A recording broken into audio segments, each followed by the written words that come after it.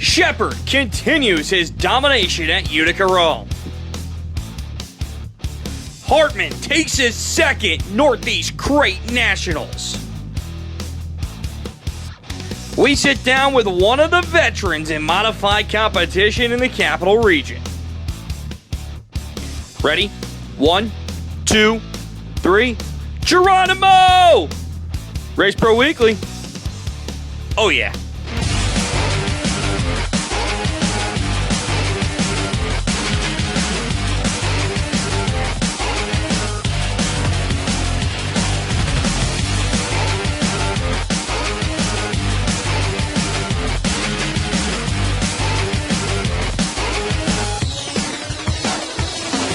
Hello and welcome to Race Pro Weekly. I'm your host, Mike Warren. Last Sunday night, it was the New Yorker 40 out at the Utica Rome Speedway, where Matt Shepard was looking to keep his hot streak rolling.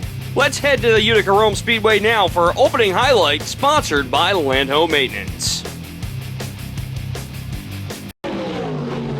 Four-wide salute to the fans, Race of Champions style at the Utica Rome Speedway as Matt Shepard would redraw the pole and take off like a rocket with Robbie Bellinger up on the outside, bringing him up into the action track, the East turn number 1 and 2. Shepard would take the early advantage. Albany-Saratoga Speedway champion Mark Johnson working his way on the inside, looking to crack the top 5 in the early going as he would move up into the number 4 spot, working his way down in front with Vic Coffey looking to follow on the inside. They continue to ride their way down the max straightaways. Here comes AJ Slideways. Alan Johnson up into the number 3 spot. Danny Barron going to find some momentum up top as Mark Johnson sits right there as well, looking to move by him as Barron makes a move on the outside. Tim Fuller trying to do something up there as well as AJ Slideways trying to hold off the young gun into T-Rex Express off at turn number 3 and 4. But Danny Barron has showed he can work the outside of Utica Rome quite well, and he would move into that number 3 spot past Robbie Bellinger for position. Mark Johnson now going to work on Bellinger. These two seem to be battling all the time here at the Utica Rome Speedway throughout the 2016 season as they go through lap traffic up through the corner. Now Johnson with a run up off at turn number 2, going to try to pull even with Bellinger as they work their way into turn number 3 and 4. Bellinger gets caught behind Brandon Walters' number 22 machine, and that's going to allow Johnson to sneak by and move into what was the number 4 spot at this time, and Tim Fuller going to dive underneath them as well. He'll take the number 5 spot away down the backstretch. Oh yeah, that Shepard guy. He's way out in front as he picks up the win in the New Yorker 40 at Utica Rome. Danny Barron would settle in second. Mark Johnson would get by Alan Johnson for third, which would put AJ Slideways finishing in fourth. And Tim Fuller would round out the top 5. The crown jewel of the King of Dirt Sportsman Series, the Northeast Crate Nationals, made its way back into Albany-Saratoga last Friday. Let's head to the great race place now to see which Sportsman driver took home the cash. The Northeast Crate Nationals would get started with Mike Ostrander as your race leader, coming to the green flag as they would go 100 times around the great race place oval. Ostrander would see some pressure right away from the 33J of Chris Johnson, who was trying to work him up on the top side. Johnson would knows how to head down the backstretch, and on lap number 5, he would cross the line first, being your new race leader in that Johnson Family Racing car number 33 machine. KOD point leader Connor Cleveland looking to work his way up through the field as he caroms up on the outside lane. Adam Pearson and Cody Blue trying to work their way up along with Rocky Warner as well. Cleveland would see some trouble. He'd get hooked on the 14 of Chad Edwards and then have some trouble as he'd go around up on the outside of turn number 2, collects Jamike Soul, Chris Stevens, and Andrew Buff, and even David Schilling as well, as that would bring out the yellow.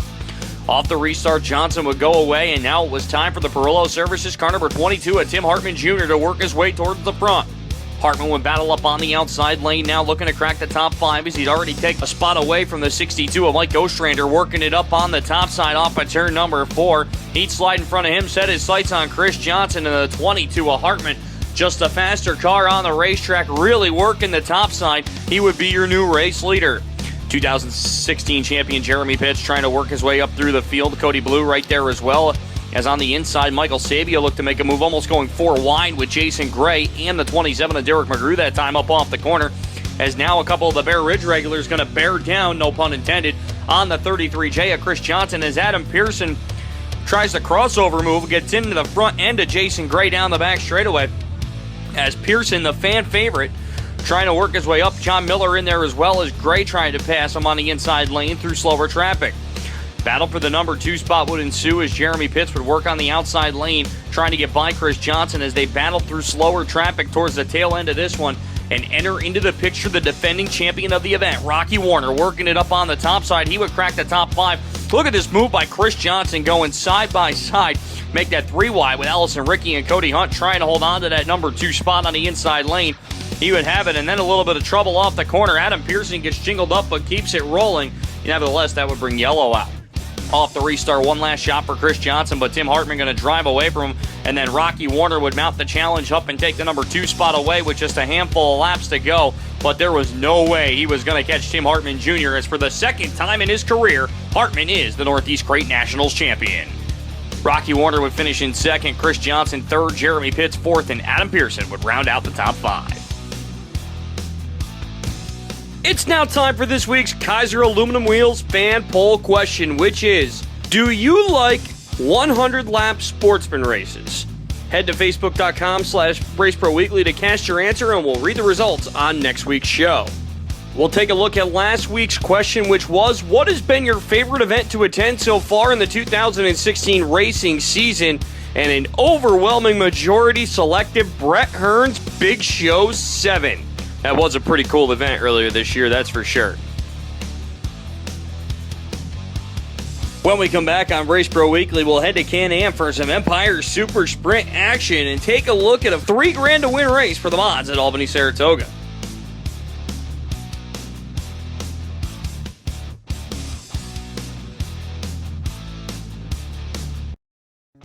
Reputable, reliable, results.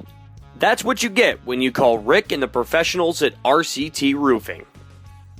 Quality service at fair prices. RCT gets the job done.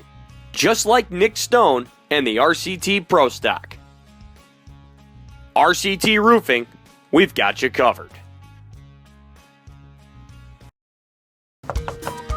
I'm Brian from 1-800-GOT-JUNK. This is my main man, Tom, and my other main man, Tom. You never know how much junk you've got until you move. Point to something you wish would disappear. Would it be possible to... It's gone! All you have to do is point.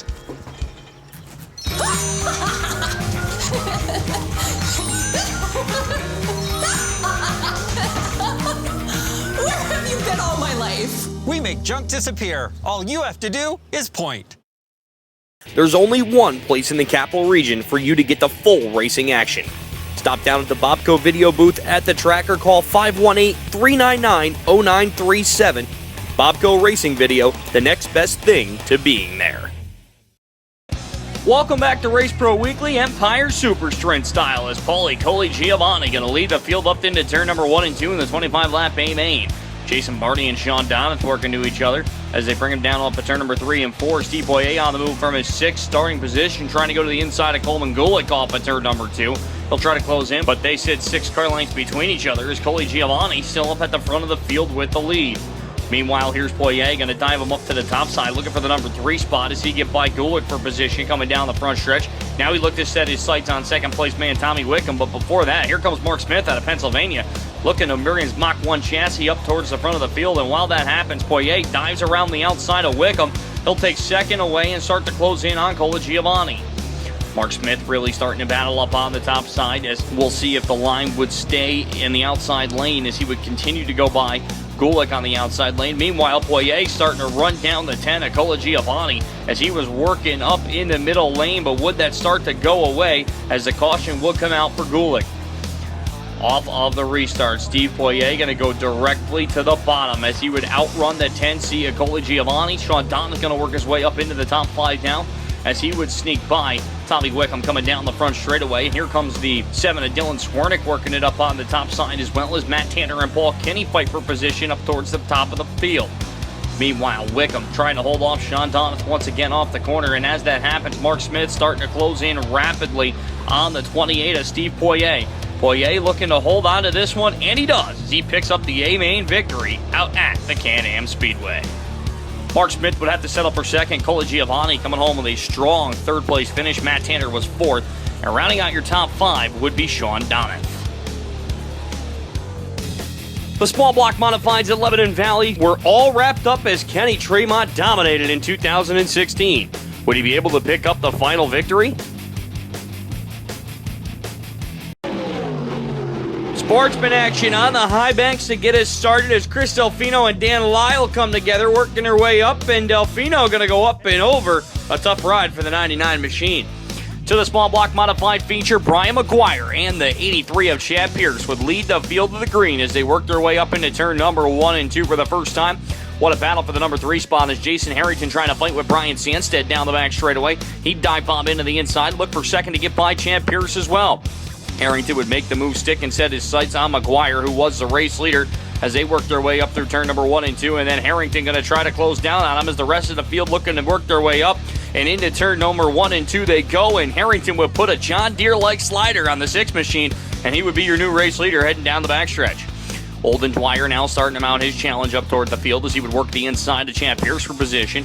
They make a little bit of contact up off at turn number 2. That's going to allow Dwyer to get by, Drullis and Sandstead to follow, and Kim Lavoie going to get in there as well as the 83 starts to slow.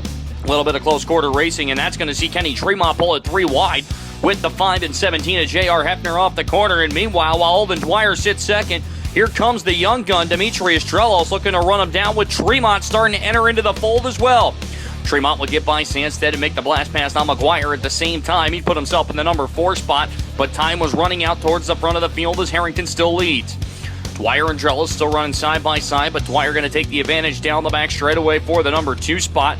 Tremont trying to reel them in before this one's all said and done to get into that number 2 spot as Dwyer drives away from the 111, but they weren't stopping Jason Harrington, who picks up a much-needed win in the small block division at the Valley. Olden Dwyer would settle for second, Demetrius Drellos third, fourth would be Kenny Tremont, and rounding out your top 5 would be Brian Sandstead. 40-lap, $3,000 to win, small block modified race put together by Tom Clothier for suicide awareness as green flag would drop onto the Speedway as leading him up would be the 17 of Elmo Reckner, but the Sand Lake slingshot, Kenny Tremont going to dive his way to the top side looking for the race lead. Ronnie Johnson working on the outside of Bobby Varon. I've seen these two go at it before as they work it up through turn number 1 and 2, and Varon making sure the 2RJ ain't going to get by up off the corner as they ride down the back straightaway. Alan Johnson and Mark Johnson running right there as Mark Johnson tries to work his way up through the field. And now Matty D in the 76 of Bobby Varon going to go at it down the back straightaway as the 3D, not usually piloting in small block power, really starting to get it grinded up on the inside lane this time. Meanwhile, Ronnie Johnson working underneath Elmo Reckner for position. Then they switch lanes up off at turn number 4 as Di Lorenzo works on the R70 of Ryan Arbonot down from Canada last Friday night. A great run for him going so far as they continue to work their way through the corner. Tremont continues to lead this one as Arbonot and Matty D go at it. As that time Matty D tries to pull a slider, gets caught too high, and that allows Arbonot to come back on the inside. But the 3D machine would keep it up into this position as Ricky Davis slows, which would bunch up the field again underneath the yellow flag conditions. Off the restart, it would be the 115 of Kenny Tremont holding him up through turn number 1 and 2, but RJ giving him a good look underneath on the inside lane. They come through turn number 3 and 4, but the battle would have to stop as Bobby Varon made contact with the R70 of Ryan Arbonot, sending a number of cars stuck on the back straightaway when it was all said and done, and that would bring yellow out once again. Off the restart, the 115 of Kenny Tremont would dive to the outside lane as here's the 2RJ of Ronnie Johnson trying to make a move. Mark Johnson continuing to work his way up through the field as the champ goes underneath the 17 of Elmo Reckner, cracking the top 5, and now Matty D going to try to set through as Alyssa Cody there in slower traffic. Meanwhile, the 3J of Mark Johnson working his way down the backstretch, but the battle for the lead sips up underneath on the inside lane as Ronnie Johnson uses Alyssa Cody as a pick down the backstretch, and that allows the 2RJ to get by the 115 of Kenny Tremont. The 2RJ looking for his first win of the 2016 season starts to pull away from Tremont, gives a little shot in the back bumper of Olden Dwyer that time, continues to roll away from the rest of the field. Tremont couldn't get him as RJ is on the way, picking up his win at the Albany-Saratoga Speedway. Kenny Tremont would finish in second, Matty D would come home third, Ray Horde fourth, and the White Knight, Mark Johnson, would round out the top 5. When we come back on Race Pro Weekly, we'll see who won the title down at the Ulster County Bull Ring and get to some Wing Warriored action around the great race place.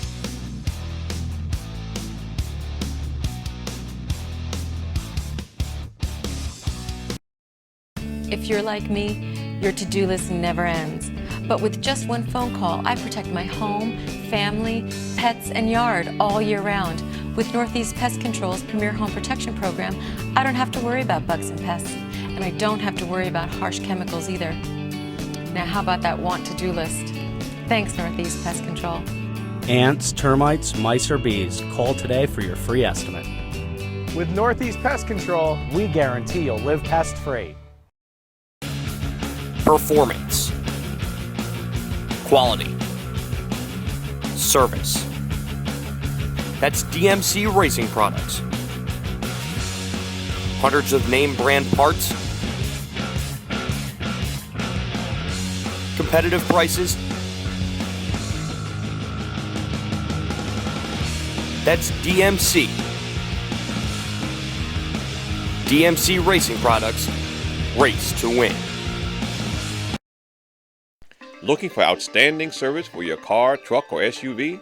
Speed's Garage is a family-run business providing the highest quality of auto care. From routine maintenance, brakes, engine, body, or paint work, you can trust the professionals at Speed's Garage. Speed's Garage has all the auto service you need, plus full towing for any vehicle. For championship service, go to Speed's Garage in Mellonville. Welcome back to Race Pro Weekly. Gotta give it up to Accord Speedway with a tribute on 9/11 weekend, and a great sight it is around the Ulster County Bull Ring as the final modified feature of the season in point standing competition would go green with Mark Pullen and the idiot Dom Roselli, the Iceman, going to lead them down the back straightaway for the first time as Mike Ricky, Anthony Perego, and Danny Creedon all trying to fight for the championship here on this finale last Friday down in Accord. Working his way up early is the 16 of Danny Creedon as he put his way up through the inside lane. He continued to work over as here comes Anthony Perego trying to get by the 30 of Mark Pullen down the backstretch as they work through the corner. Perego still side by side with the 30 machine. They'd bang wheels a little bit off the corner, and then Danny Creedon going to put a little hip check himself up off turn number 4 side of the speedway as he would get ahead with Pullen starting to move back a little. Cars working their way up through the field as the 80 of Dom Roselli still held on. Brad Roadhop gets hicked up to the outside lane, and then the yellow would come out as a little bit of an incident up in turn number 2. Off the restart, Roselli would take control, but Perego going to work the outside lane and tries to get by Ed Dockenhausen for position, and he'd sneak by Creedon as well. Creedon would get by Dockenhausen for third. Now working back as Iron Mike Ricky looking for fourth, and now Showtime Danny Tyler going to get involved with this. He gets wheel hopped on the 51 of Brad Rohaup. He'd go around, and a couple of cars with nowhere to go. Back to green we go as the Iceman Dom Roselli continuing to lead this one. The 55 of Perego right there on the back bumper. Going to try to work. He cross him over off by turn number 4. New race leader in the 55 as Anthony Perego takes the race lead away. Danny Creedon working underneath Roselli. He'd have to pedal hard to try to pick up the win in the final event out at Accord as Ricky now going to go to the outside of Roselli looking for the number 3 spot. Perego going to go through up on the outside lane and pick up a couple of cars off the corner and separate himself between him and Creedon, and he would take the win and the title down at Accord. Creedon would finish in second, third would be Mike Ricky, fourth Donnie Elliott, and rounding out your top 5 would be Brad Rohau. Other winners on the night, Joey Bruning would pick up the win in the Sportsman, Bob Slade Jr. in the Pierce Stocks, wingless sprints to Heidi Hedden, Taylor Mills to the All-Star Slingshots, Hunter Lappin to Junior Slingshots, and for those of you looking at the Rookie Sportsman feature, it is currently under a review by Speedway officials. CRSA sprint cars were also on hand last Friday night as they give the 4-wide salute with Marshall Kenny Marshall, and happy birthday to him this week as well up at the flag stand. Corey Sparks and Jeff Trombley going to lead the field of the green in the 25-lap A-main. And Sparksy going to take it up towards the front right away in the early going. Here's Trombley trying to dig back to the inside off the corner as they ride through the slick stuff, but it would be Sparks leading lap number 1 as they work their way down the back straightaway. Brian Carmel, BK Speed, looking to work his way up through the field. Dalton Herrick in there along with Mike Kaiser as well as they fight for position. Dana Wagner as well. Here's Brett J. Cox, Kyle Smith, and Josh Panisic as we have a caution as Jeremiah Munson and 29 of Mike Kaiser in a little bit of trouble. Down the back straightaway in turn number 2 and off the restart, which of course is always single file till you get to that line, would see the 1HD of Sparks back at the front of the field as he continued to lead this feature event. Battle for the number 3 spot as Josh Panisic goes at it with the 07 machine. Josh Flint working his way on the inside lane. He's going to go to the inside of Art Kaiser looking for position. Meanwhile, battle for second, Josh Panisic battling with the 3A of Jeff Trombley up off the corner. And Panisic will take that position away and look to set his sights on your race leader. Panizzi continuing to work his way up as he dive it down through the slick stuff on the inside lane, trying to run down Corey Sparks. Meanwhile, Kyle Smith, a little bit of trouble up on the outside lane. He'll go up over the banking, coming through turn number 2. Many cars have done that in the past. He'll get it back gathered up, though, as we continue toward the end of this event. Dana Wagner going to get by the 3A of Trombley going down the back straightaway. Trombley going to try to battle back. Here's BK Speed fighting with Scott Goodrich right in front of him. Off the corner is Goodrich going to pull away. That's going to allow Herrick to get by, but it's all behind Corey Sparks, who picks up the CRSA victory out at Albany-Saratoga. Panizic would finish in second. Brett Jaycox would be third. Johnny Smith coming home with a strong fourth, and Dana Wagner would round out the top 5. Street stock event was also on hand as the Meltz Lumber Street Stock Special. Josh Kundry would grab the win. Hunter Sanchez second. Jason Meltz third. Jody Thu fourth. And Rowdy Birch round out your top 5. 20-lap Sportsman finale at the Valley of Speed, as you would see Cody Oakes in the 33 machine take the early race lead up into the east end of the Speedway, and he would pull away rather quickly as Jeff Watson looking to clinch the point battle in this one with Kevin Ward and John Virgilio in tow. Kevin Ward working his way up on the top side. Then he tried to go past Timothy Davis, but Davis with a good move to hold up in front, as now he works on the 81D of Angelo DiCarlo. Up into turn number 3 and 4 is DiCarlo up on the outside. Going to try to cross over, but Davis just too strong coming off at turn number 4. Jeff Watson going to get by the 98 of Kevin Ward as Chris Lynch and John Virgilio go at it down the back straightaway. As a good battle between 4 of the best runners in Sportsman competition in 2016, bringing it down off at turn number 4 and keeping things rolling. Cody Oakes was in the lead, but Rob Maxon would start to close in down the back straightaway here as we move toward the midway point. Is Carmen Carnabucci and the 81D of Angelo DiCarlo continuing to work up through the corner. Meanwhile, Maxon has caught your race leader up off at turn number 4 with just 5 laps remaining in this one. Maxon going to try to dive up to the high side, pulls the slide chop, takes the lead away, but the caution will come out for the 18 of Robbie Knipe, which would negate the pass. So you can only expect Maxon to do it again, right? Well, Rob Maxon does the same exact move, slides up in front of Oakes and takes the race lead away off at turn number 2, and this time it's stuck for a while. Timothy Davis would move past the 76 of Whitey Slavin for the number 3 spot as Jeff Watson continued to put another car between him and your second place man in points as he would work his way through. Now keep an eye on this pass for the 17, working it on the inside of Cody Oakes for the number 2 spot here with a lap and a half to go. He would clear him up off at turn number 4 and keep that pass in mind, ladies and gentlemen. Final time up through the corner. Jeff Watson is going to win this title, no problem, as he would be your 2016 Sportsman champion. But Rob Maxon would take the checkered flag, but unfortunately would fail post-race tech following the event, which would give Timothy Davis the win in Sportsman competition. Cody Oakes would be bumped up to second. Jeff Watson would finish in third. John Virgilio fourth, and Whitey Slavin would round out the top 5. Other winners on the night: Pure Stock 1 will go to Nick Riley. Pure Stock 2 to Scott Morris. Pure Stock 3 to Larry Perez. 4-cylinder single cam to Jim Williams. And Kenny Stager picking up the win in the dual cam. Coming up, we will head to our white flag segment with one of the veterans of the Capital Region Racing in the Modifieds.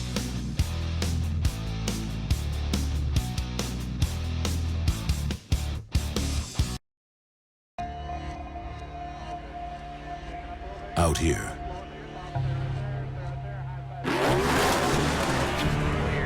seconds mean everything. That's why, in here, we work so hard to shave them. When a second matters, science matters. Mobil 1, energy lives here.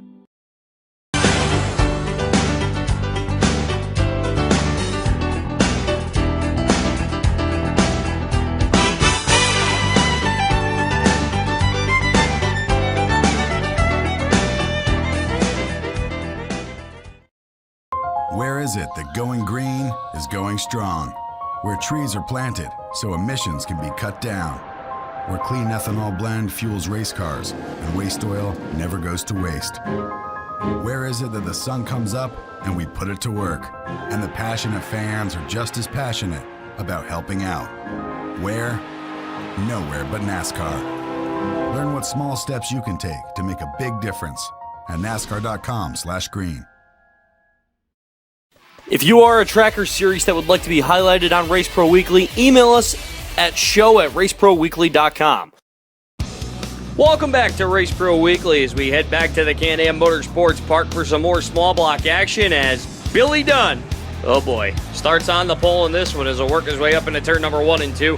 He would take the lead as Corey Wheeler going to work his way up in the 47 machine. He get by Chris Raby for position going down the back straightaway as now Josh Van Brocklin and Riley Gill fight for the number 2 spot up off at turn number 2. Gill going to take advantage on the outside lane. He would be your new second place man trying to chase down Machine Gun Billy Dunn. Pat O'Brien working his way up through the field in the 6 machine, trying to pick up his second win of the season, as now Corey Wheeler starts to run down the 10 machine of Van Brocklin up on the inside lane. Van Brocklin still strong up top, though, as they look to chase down Riley Gill for position. Billy Dunn starts to pull away from the rest of the field, as now Wheeler and Van Brocklin going to try to go around Gill on the inside lane. They do. That'll put Wheeler into the number 2 spot. Now Ryan Arbuthnot going to get into it as well on the inside lane, trying to get by Van Brocklin, but as we've seen all season, it's all behind Billy Dunn, who picks up the win out of Can-Am. Corey Wheeler would finish in 2nd, Ryan Arbuthnot would finish in 3rd, Josh Van Brocklin 4th, and Riley Gill would be 5th. Other winners on the night, Tyler Meeks picks up the win in the Sportsman, Preston Forbes in the Pro Street, Thunder Cars to Chuck Monica, and Paul Pekkanen would pick up the win in the Vintage Mods. J.R. Hefner has been a veteran campaigner in the Capital Region since the mid-90s. This year he made his way running regularly up at the Albany-Saratoga Speedway, and our own Fast Eddie caught up with him to talk to him about his season and his career so far.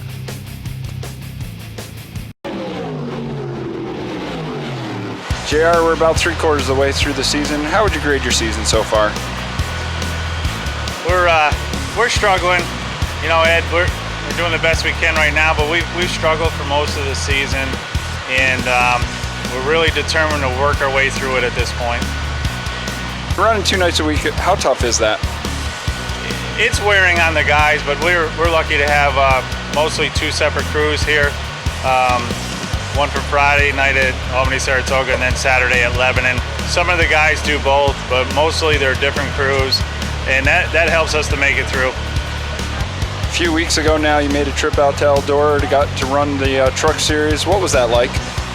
It was a lot of fun. I mean, very, very competitive, and we were happy on the qualifying effort, and throughout the feature, we just ran into mechanical problems that cost us a good finish.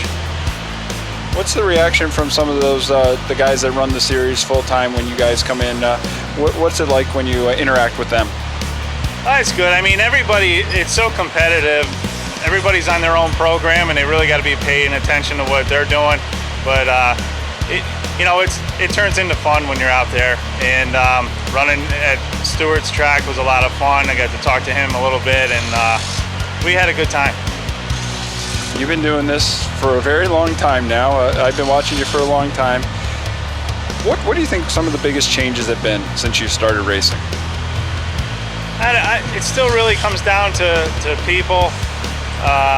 That's the biggest thing, is people, finances, and really need to put a lot of time into this. And with full-time work that I have at Coloruso's, it's a lot more helping to manage people, and we really got behind on the people that spend more time in the race shops than I have, and you can never work hard enough on these things. Who do you need to thank for this season? There's a abundance of people and sponsors and crews. A. Coloruso & Son, Park East Sales, the Colorusos, the Reifenbergs have been really good to me. Upstate Utilities, John Thomas. We really have to thank all of our guys on both crews, Williams and Kingsley. There's just PFC, Fox Shocks, just an abundance of people to make this happen. And really the only thing you can give back to them as a driver is results, and I'm pushing hard to do that. It's now time for this week's NISCA Performer of the Week, and with his win in the Northeast Crate Nationals, it goes to TH2 Tim Hartman Jr. Hartman is now eligible for the Performer of the Year award given out at the end of the season.